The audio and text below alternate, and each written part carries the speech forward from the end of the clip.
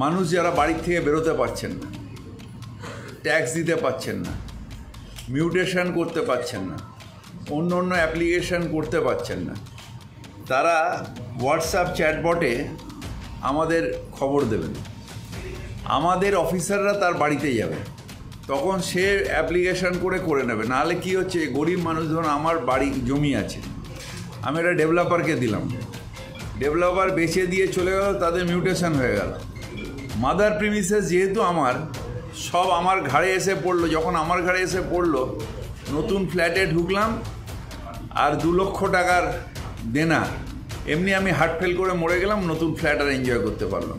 আপনার মিউটেশন বাকি আছে, আপনার কোনো কর্পোরেশনের হেলথ বার্থ সার্টিফিকেট নিয়ে কোনো সমস্যা আছে, ডেথ সার্টিফিকেট নিয়ে কোনো সমস্যা আছে, ট্রেড লাইসেন্স নিয়ে কোনো সমস্যা। 2-3টে ব্যাপার আমি আজকে বলবো আপনাদের। একটা হলো যে আমরা কিছু অ্যাসেসমেন্টে চেঞ্জ আনছি। যে মুহূর্তে সিসি অ্যাপ্লাই করবে সেই মুহূর্তে আমরা অ্যাসেসমেন্ট তখনই করে দেবো, মানে এক হাতে সিসি দেবো, এক হাতে অ্যাসেসমেন্ট করব। দ্বিতীয়ত হচ্ছে যে ডেভেলপাররা যখন আমাদের দেবে সিসির জন্য, তখন লিখে দেবে যে কাকে কাকে আমরা বেচলাম, সাথে সাথে সেগুলো আমরা মিউটেশন করে দেবো। যদি দেখা যায় যে ডেভেলপার বেচেনি, অনেক ফ্ল্যাট বিক্রি হয় না, পড়ে রয়েছে,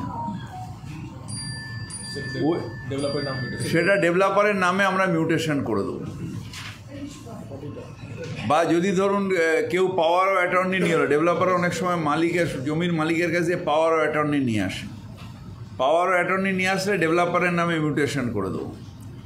তার দায়িত্ব থাকবে যখন সে ফ্ল্যাট বেচবে তখন সে অ্যাপ্লিকেশান করে নেবে। নাহলে কী হচ্ছে, গরিব মানুষ ধরুন আমার বাড়ি জমি আছে, আমি একটা ডেভেলপারকে দিলাম, ডেভেলপার বেচে দিয়ে চলে গেল, তাদের মিউটেশন হয়ে গেল।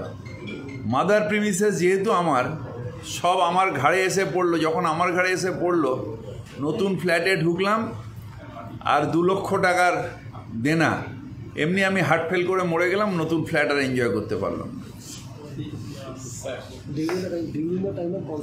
During the time of construction, যে মুহূর্তে আউটস্ট্যান্ডিংটা যে ডেভেলপারের নামে চলে যাবে। কনস্ট্রাকশন যদি ধরুন 10 বছর ধরে একটা ডেভেলপ ঝুলিয়ে রেখে দিচ্ছে, তাহলে ওকেই ট্যাক্স দিতে হবে।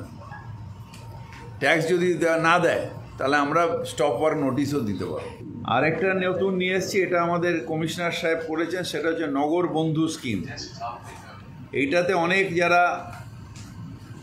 মানুষ যারা বাড়ি থেকে বেরোতে পারছেন না, ট্যাক্স দিতে পারছেন না, মিউটেশন করতে পারছেন না, অন্য অন্য অ্যাপ্লিকেশান করতে পারছেন না, তারা হোয়াটসঅ্যাপ চ্যাটবটে আমাদের খবর দেবেন। আমাদের অফিসাররা তার বাড়িতে যাবে, তার বাড়িতে গিয়ে তার যে রিকুইজিট ফর্ম সেগুলো ফিল আপ করবে। তিনি ধরুন কম্পিউটার চালাতে জানেন না, মানে আমার মতন বুড়ো বুড়ো লোকেরা, তার কাছে গিয়ে যা প্রয়োজন ওখান থেকে সে নিজের ল্যাপটপ নিয়ে যাবে, নিয়ে গিয়ে সেখানে তার নিজের হয়ে এন্ট্রি করে দেবে, করে তাকে হেল্প করবে।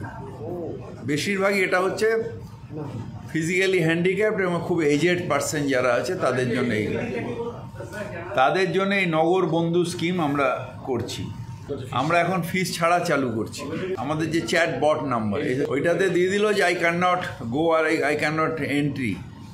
ধরুন অনেকেরই আছে যাদের ধরুন এন্ট্রি করতে পারে না বা কম্পিউটারের সাথে হ্যাবিচুয়েটেড নয়, তা আমাদের লোকেরাই এটা নিয়ে যাবে, নিয়ে গিয়ে ওর হয়ে সব এন্ট্রি করে দেবে। এটা হচ্ছে চ্যাট বট। আমি অবশ্য পারি না এটা।